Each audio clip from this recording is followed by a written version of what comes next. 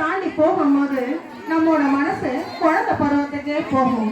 ஏன்னா அந்த குச்சி மிட்டாயும் குருவி ரொட்டியும் தான் மறக்க முடியுமா? இப்ப நினைச்சாலும் மனசுல தேனா இருக்குதுங்க. மீண்டும் அந்த பருவத்துக்கு அழைத்து செல்ல வருகிறார்கள் எம் பள்ளியில் யூகேஜி A1 மகிழ்கள். இனிய நிலா, வைஷ்ணவி, அபூர்வஸ்ரீ, பிரதீக்ஷா, துர்விகா, வியாஸ்ரீ, காருண்யா, தேவிஸ்ரீ, யாழினி, ஹர்ஷித், சிவருத்ரன், கிருத்திக், அபிமன்யு, கௌசிக், ஷர்மின் மற்றும் கைலாஸ்.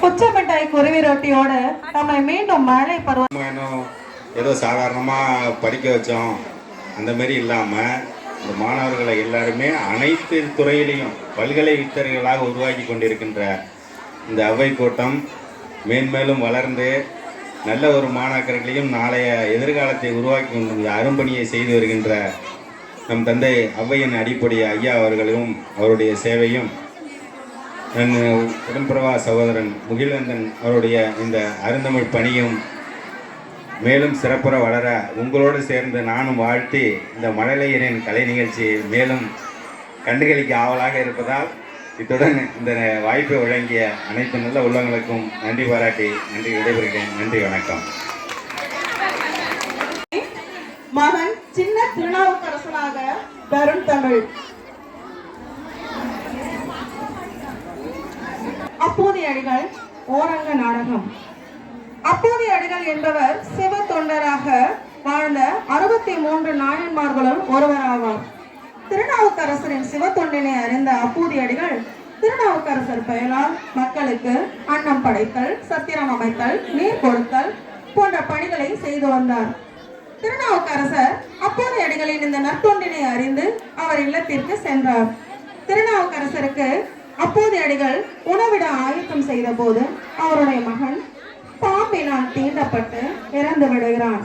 அதனை அறிந்த திருநாவுக்கரசர் இறந்த அப்போதைய அடிகளின் மகனை உயிர் தெழச் செய்தார்.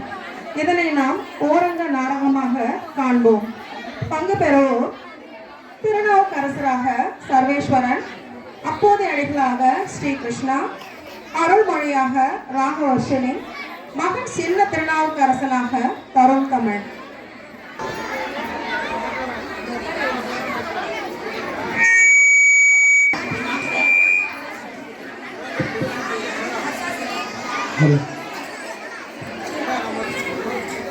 அப்போதைய அடிகளின் இல்லம்.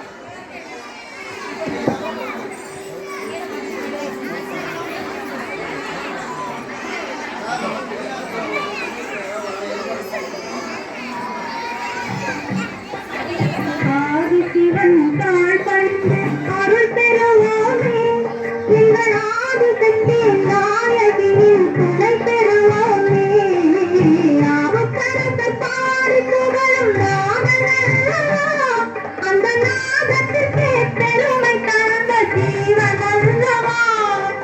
பேசு தமிழ் பாட்டுக்கெல்லாம் தந்தை அல்லவா. தாழ் பணிந்து அருள் பெறுவோமே, எங்கள் ஆதிசக்தி நாயகியின் துணை பெறுவோமே. ஆதிசிவன் தாழ் பணிந்து அருள் பெறுவோமே, எங்கள் ஆதிசக்தி நாயகியின் துணை பெறுவோமே.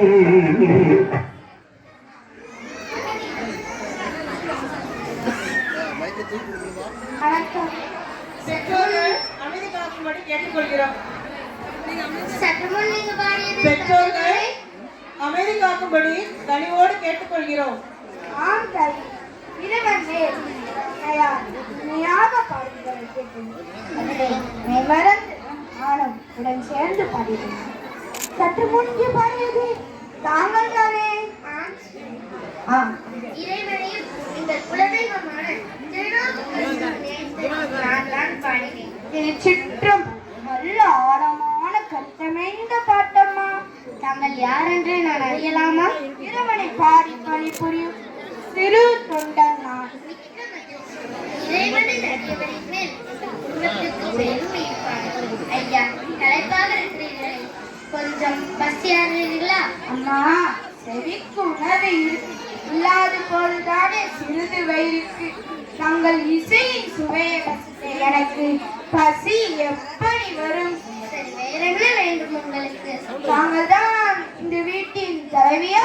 ஆம் சுவாமி. தங்கள் பெயர்? அருள்மொழி. அப்போதைய அடிகள் என் கணவர்தான் சுவாமி. இதோ அவரே வந்து விட்டார்.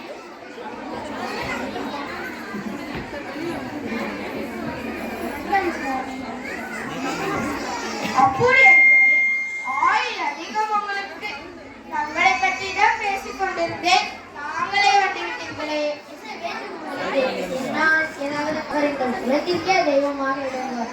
அவரது வாழ்க்கை வரலாறு ஆண்டவனுக்கு அவர் செய்து ஒரு தொண்டு இவற்றையெல்லாம் கேள்விப்பட்டிருந்து எம்மிடம் இருக்கும் செல்வத்தை எல்லாம் அந்த பெரியவரின் பேரிலே பல நற்காரியங்களுக்கு செலவழித்து வருகிறேன். ஐயா, நாவுக்கரசர் மேல் என் கணவர் வைத்திருக்கும் பாசம் அவரை பெற்ற தாய் தந்தைக்கு கூட இருந்திருக்கிறார். ஆண்டவனுக்கு அவர் தொண்டு செய்கிறார் என்றால் அவர் பெயரால் நாங்கள் இந்த சிறு தொண்டை செய்து வருகிறோம்.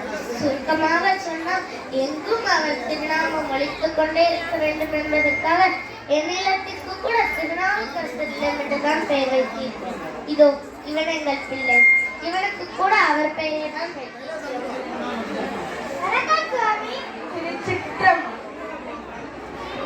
அது சரி, அந்த நாவுக்கரசரை நீங்கள் நேரில் பார்த்திருக்கிறீர்களா? இல்லை சுவாமி, போய்விட்டு ஆண்டவனுக்கு தொண்டு செய்து கொண்டிருந்தார். ஒவ்வொரு நாளும் பல ஆலயங்களுக்கு சென்றிருப்பார். அவரை பார்க்கும் பாக்கியம் இதுவரை எங்களுக்கு கிடைக்கவில்லை. ஒரு நாள் அந்த பெரியவரின் திருவடி உங்கள் இல்லத்தில் பட்டுவிட்டால் எடுத்து இந்த பிறவை பயனை அடைந்து விட்டதாக பெருமைப்படுவோம் சுவாமி. இது என்ன பைத்தியக்காரத்தனம்? நீங்கள் என்ன சொல்கிறீர்கள்? இல்லை, நாட்டிலே அவர் பேர் நிலைத்து நிற்க தன் பேரை தர்மக்காரன் செய்வது வழக்கம். அதை விட்டு எவனோ ஒரு பரதேசி அவன் பேரிலே இத்தன தர்மக்காரியம், அதற்கு அருகரை உடையவனான நாவுக்கரசர் பெரியவரே, வயதில் முதிர்ந்தவர்களாக இருக்கிறீர்களே என்று சற்று அடக்கத்துடன் சொல்கிறேன். இனி ஒரு முறை நாவுக்கரசரை பற்றி குறைவாக பேசுவதாக இருந்தால் போய்விடும்.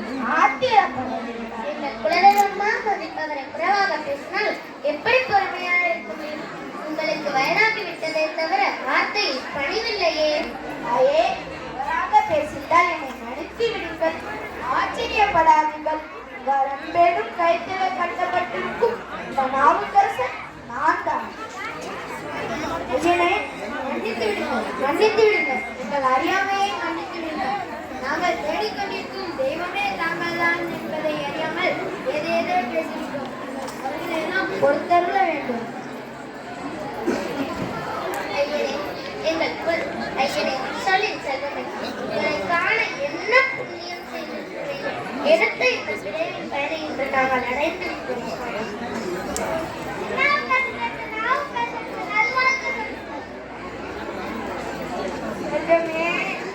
பேரிலே மட்டும்தானடா நான் நாவுக்கரசன்.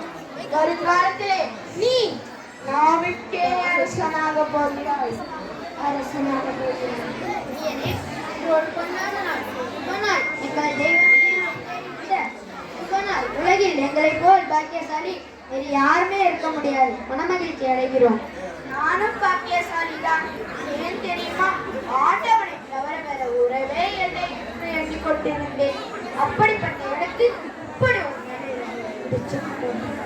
சுவாமி, உங்கள் சொல்லின் அழகை இத்தனை நாள் கேள்விப்பட்டோம்.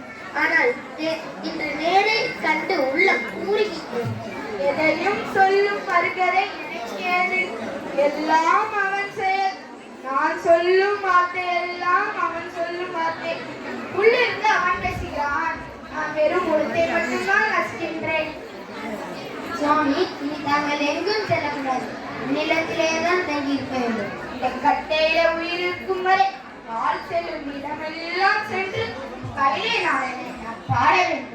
ஒரு இடத்தில் தங்க முடியாது. சில நாட்களாவது இங்கு தங்கி செல்லக்கூடாதா? இந்த பிரியனை நினைத்து விடுங்கள் தாயே. இன்று ஒரு நாளாவது ஒரு வேளை அந்த ஒரு வேளையாவது என் இல்லத்தில் உணவிருந்து செல்ல வேண்டும். எனக்கா இருந்தா? சுவாமி, இதையும் தாங்கள் மறந்தால் எங்கள் மனம் மிகவும் வருத்தம்.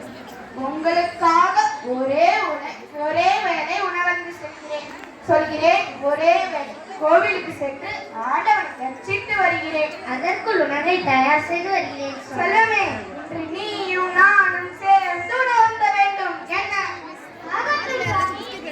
வேண்டுமானால் துணைக்கு நானும் வரலாமா?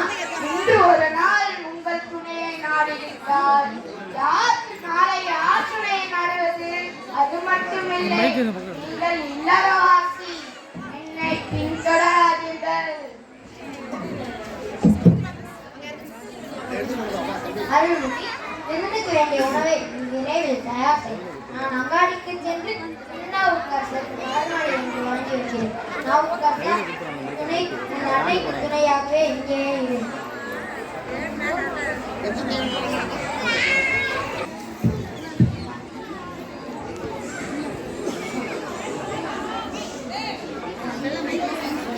பெங்களூரில் வாழும் இந்த பெருமானே, மக்களுக்கு தொண்டு செய்வதிலே உன் அடியோர்களாகிய நாங்கள் தான் சிறந்தவர்கள் இதுவரை இருமாந்து இருந்தோம்.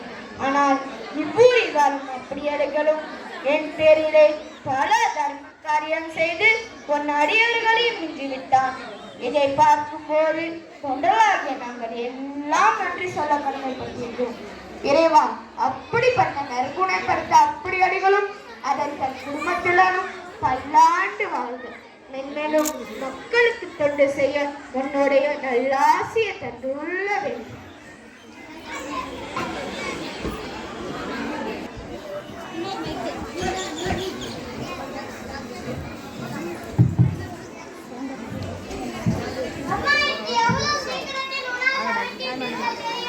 செல்வமே, திருநாவுக்கரசர் நமது இல்லத்தில் உணர்ந்தார் என்ற மகிழ்ச்சி எனக்கு நேரம் போனதே தெரியவில்லை.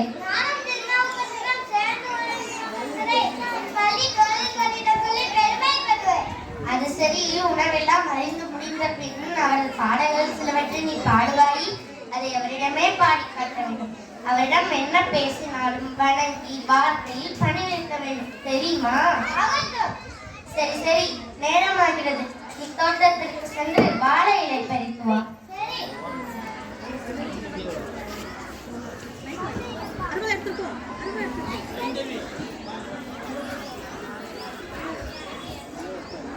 அது ஸ்க்ரீன் உடைச்சிட்டாரா?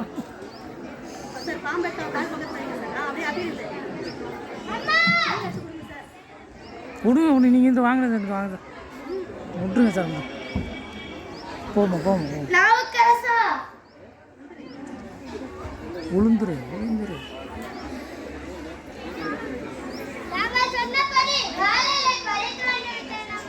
நாவுக்கரசா, என்ன ஒரு மாதிரி பேசுகிறாய்? என் செல்வமே, என்ன சொல்கிறாய்?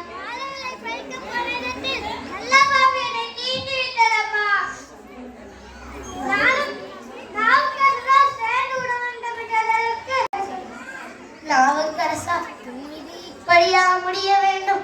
வாழும் பாம்புக்கு உன்னை பறி கொடுத்தவா 10 மாதம் சுமந்து பெற்று எடுத்து சீராட்டி பாராட்டி வளர்த்து உன்னை கடித்த நாகம் என்னை கடிக்க கூடாது.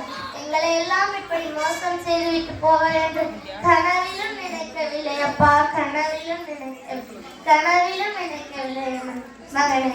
வருங்காலத்திலே நாவுக்கே அரசனாக வருவார் என்று திருநாவுக்கரசர் வாழ்த்தினாரே, அவர் வாக்கு பொய்யாகி விட்டதை. வராத தெய்வம் நம் இல்லத்தில் வந்த சமயம் திரும்பி வராத உலகத்திற்கு நீ செல்வா என்று உன் தலையில் எழுதியிருக்கிறதா? என்னை கண்ணை திறந்து பாரப்பா, என்னை ஒரு முறை அம்மா என்று கூப்பிடப்பா. பேசும் மகனே. என்ன நடந்தது? ஏன் இப்படி ஆகிறாய்? சுவாமி, இந்த கொடுமையை என்னவென்று சொல்லுவது? நடக்கக்கூடாதது நடந்துவிட்டது. அருள்மொழி, நீ என்ன சொல்கிறாய்? திருநாவுக்கரசருக்கு வாழையிலை பறிக்க போன இடத்தில் நல்ல பாம்பு தீண்டி இந்த மகன் இறந்து விட்டான் சுவாமி. நாவுக்கரசா, செல்வமே, திருநாவுக்கரசர் நம் இல்லம் தேடி வந்த சுபநாள் என்று பெருமைப்பட்டுக் கொண்டிருக்கும் இந்த நேரத்தில் மாறாத நீராத துக்க நாளாக செய்துவிட்டு தொலையாத தூரம் சென்று விட்டாயே.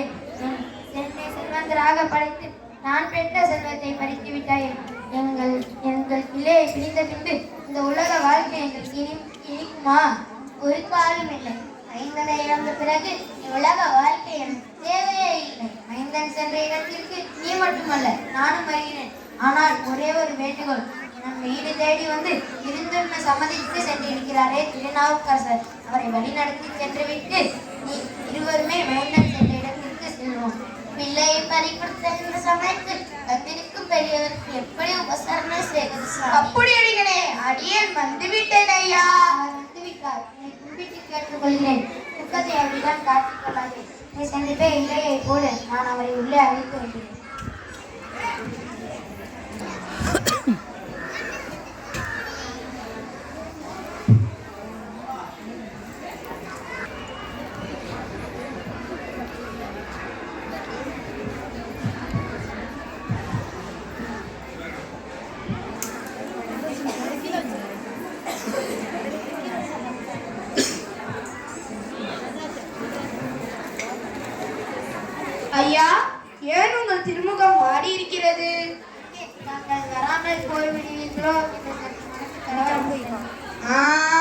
வாக்கு தவற மாட்டேன், வாக்கு தவற மாட்டேன். வாருங்கள்.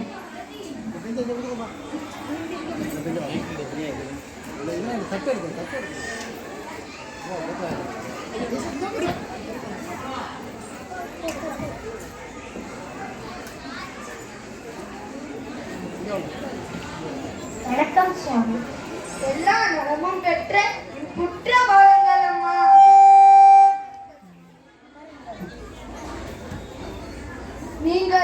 நீங்களும் என்னோடு சாப்பிடுங்கள்.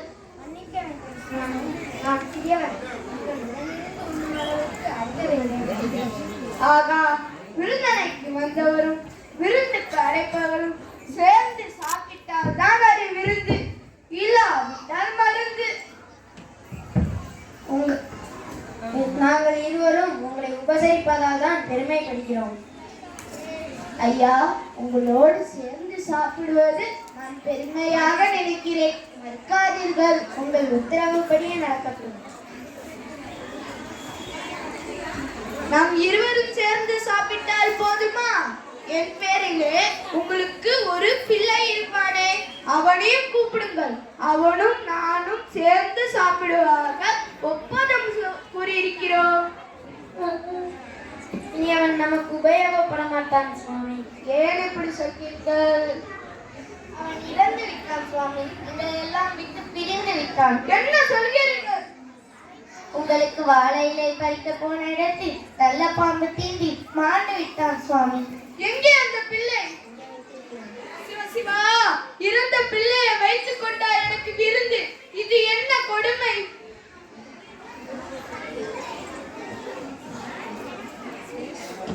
பாருங்கள் சுவாமி, யாருக்கு எப்படி இருந்த பிள்ளை சக்கரவர்த்தி இசைமேறி எப்படி மாறிவிட்டான் பாருங்கள் சுவாமி. இறைவா, இது என்ன நாடகம்? ஏன் இந்த விளையாட்டு? நல்லவர்களுக்கு, நாட்டிலே நன்மை செய்வர்களுக்கு தீமை உண்டாகினால் நாதனே, உன் ஐந்தெழுத்து எங்கே? உனது புகழ் எங்கே? உன்னை போற்றி பாடும் நான் எங்கே? வேணாமையா இந்த வேடிக்கை? உனது சன்னதிக்கே வருகிறேன். அதற்கு நீயே ஒரு வழிகாட்டு. காட்சி 4, சிவாலயம். தூக்கம்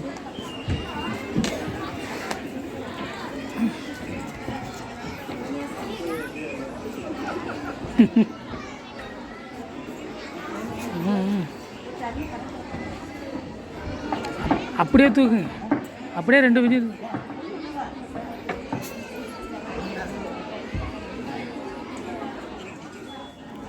போ போ.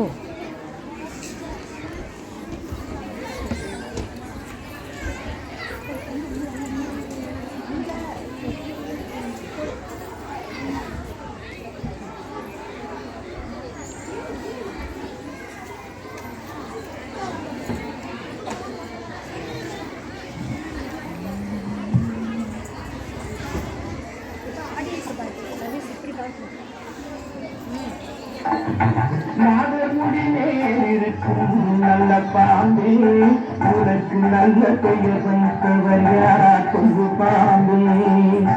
நாகமுடி மேலிருக்கும் நல்ல பாம்பே, உனக்கு நல்ல பெயர் வைத்தவர் யார் கொங்கு பாம்பே?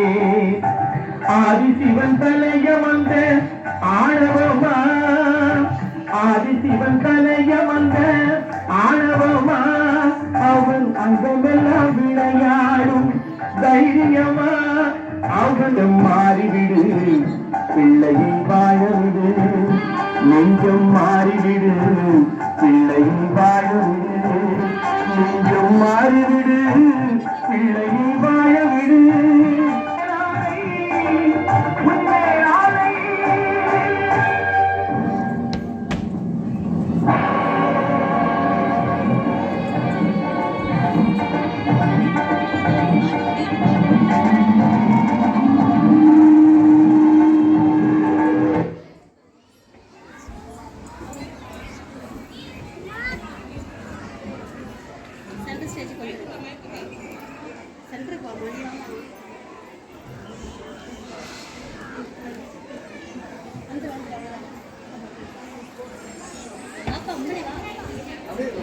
ஏ ஃபுல்லாக தொடச்சிட்டு போகிற நீ அங்கேயே இல்லை டே அங்கேயே இல்லைடா ம்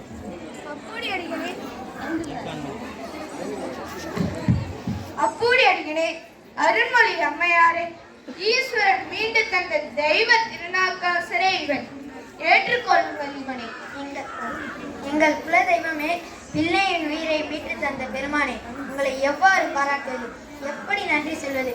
நன்றி பெருக்கால் வார்த்தைகளே வரவில்லை. ஐயனே, நாவுக்கரசனே, உங்கள் நாவால் பாடும் சொல்லின் பெருமையை காதால் கேள்விப்பட்டோம். ஆனால் இறந்த பிள்ளையும் உங்கள் இசை உயிர் பெற்று மேலும் திருக்காட்சி இன்று நேரில் கண்டுவிட்டோம். ஏற்கனவே நாங்கள் கேட்டுக்கொண்டபடி எங்கள் இல்லத்திற்கு வந்து உணவந்து செல்ல வேண்டும். திருச்சிற்றம் திருச்சிற்றம்.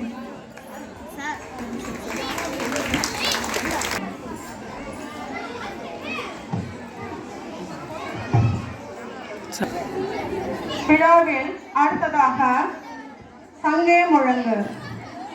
தூங்கும் புலியை படை கொண்டு எழுப்பினோம், தூய தமிழரை தமிழ் கொண்டு எழுப்பினோம், தீங்குறு பகைவரை இவனின்றி நீக்குவோம், செந்தமிழ் உணர்ச்சி வேல் கொண்டு தாக்குவோம், பொங்கும் தமிழருக்கு இன்னல் விளைந்தால் சங்கார நிசமென்று சங்கே முழங்கு என போர்க்குரல் கொடுத்து எழுச்சிமிக்க கவிதைகளை படைத்து தமிழினத்துக்கு உணர்ச்சி ஊற்றிய புரட்சி கவிஞர் பாரதிதாசன் பாடலும் இதோ. எழுப்பினோம், தீங்குறு பகைவரை இவனின்றி நீக்குவோம், செந்தமிழ் உணர்ச்சி தமிழருக்கு இன்னல் விளைத்தால் சங்கார நிசமென்று சங்கே முழங்கு என்று போர்க்குரல் கொடுத்து எழுச்சிமிக்க கவிதைகளை படித்து தமிழினத்துக்கு உணர்ச்சி ஊட்டிய புரட்சி கவிஞர் பாரதிதாசன் பாடல் இதோ.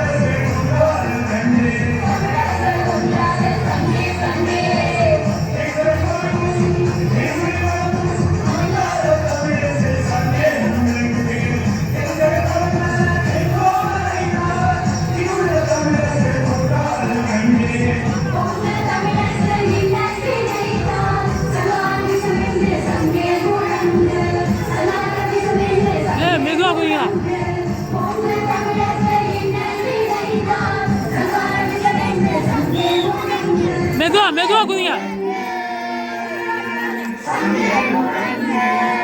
ஸ்டேஜ் ஆடுது, மெதுவா குதிங்க.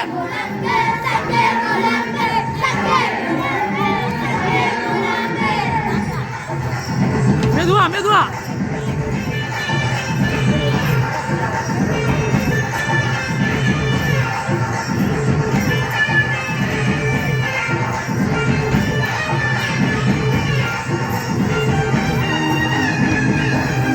மெதுவா ஸ்டேஜ் ஆடுது.